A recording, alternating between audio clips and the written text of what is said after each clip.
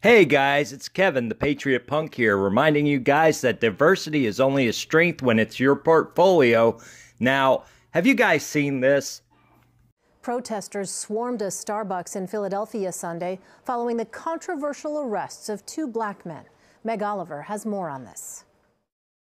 Black, brown, indigenous folk. Dozens of protesters showed up to this Philadelphia Starbucks Sunday. Okay, time out. Guys, do you see the irony in the left protesting Starbucks? What's next? Are they going to protest Mom's Basement?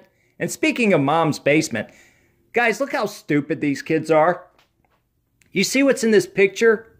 That's right, those are Starbucks cups. They're supposed to be protesting Starbucks, and yet they're just buying coffee, which makes me think that this is just a brilliant marketing plan by Starbucks. They're like, hey, how do we get a bunch of 30-something basement dwellers over to our stores to buy more of our product?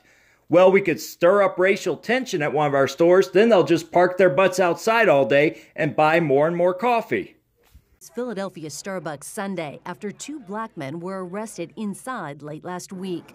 Camille Heim is Starbucks Vice President of Operations. We know that we have work to do. We have worked very closely with the community here in Philadelphia. It literally breaks my heart. Okay, guys, that woman you just saw, Camille Heim, she represents everything wrong with America right now.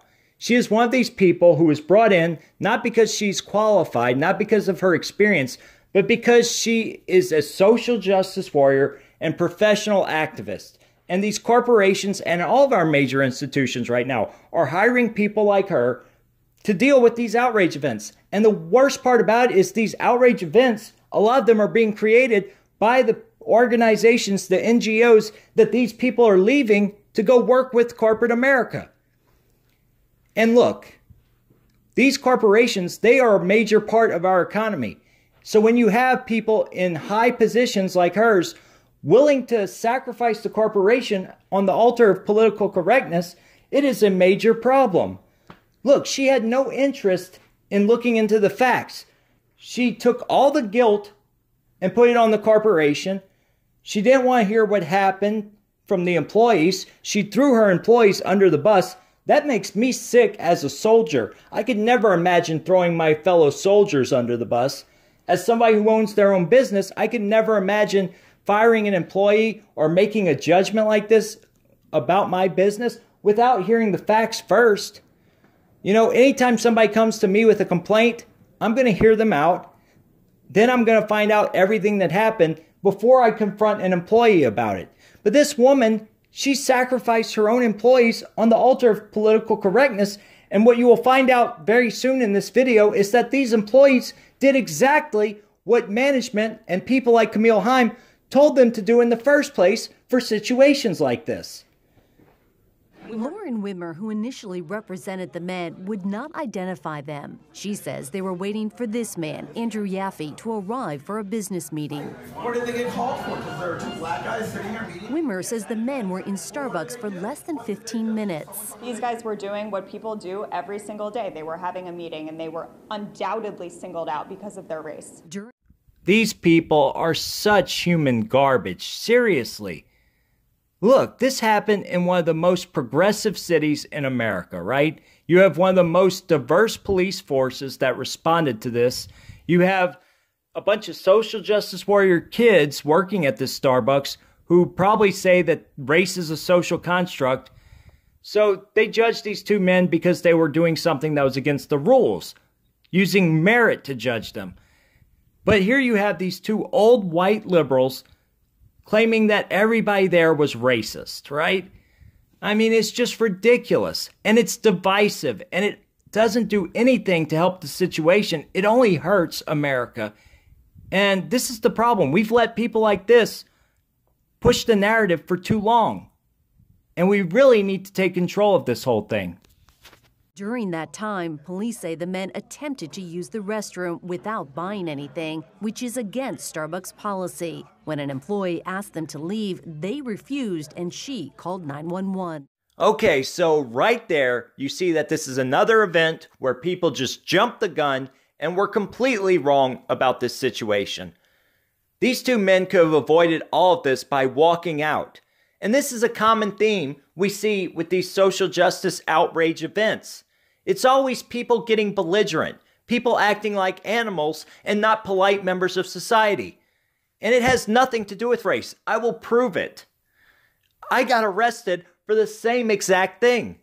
I was down in New Orleans. I was a little tipsy. I was asked to leave an establishment. Instead, I got belligerent.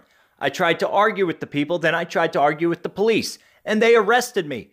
The only difference between me and these two men is I didn't have a bunch of cucked white liberals claiming it was racist. And you know what sober Kevin would have done? Sober Kevin would have said, "May I please speak to a manager before I go?" And if they said no, sober Kevin would have gone home and written a letter. But this would have never happened because sober Kevin would have made a fool out of himself. When they were arrested, they were taken out essentially without incident. There was no harm done to them. Philadelphia Police Commissioner Richard Ross went on Facebook Live insisting his officers did nothing wrong. And 3 different occasions, the officers asked the males politely to leave the location because they were being asked to leave by employees because they were trespassing. Instead, the males continued to refuse. Starbucks CEO Kevin Johnson released a statement apologizing to the men, saying Starbucks stands firmly against discrimination or racial profiling. Philadelphia's Mayor Jim Kenney says he was heartbroken by what appears to, quote, exemplify what racial discrimination looks like in 2018. Yes, it's the modern day Jim Crow. Oh, Moses, come deliver your people from Egypt. Guys, the fact is that incidents like this happen every day, all over the nation, and they don't make the news. The only difference between this incident and others like it is that this time you had a bunch of racist white libtards in the background filming and going, that's racist, stirring this pot. He's calling for a review of Starbucks policies and the need for implicit bias training. Elaine. Meg, thank you.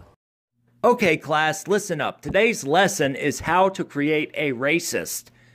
First, you find somebody who hasn't done anything wrong, who's probably spent their whole life virtue signaling about how not racist they are, and you send them to the communist re-education camp, aka implicit bias training.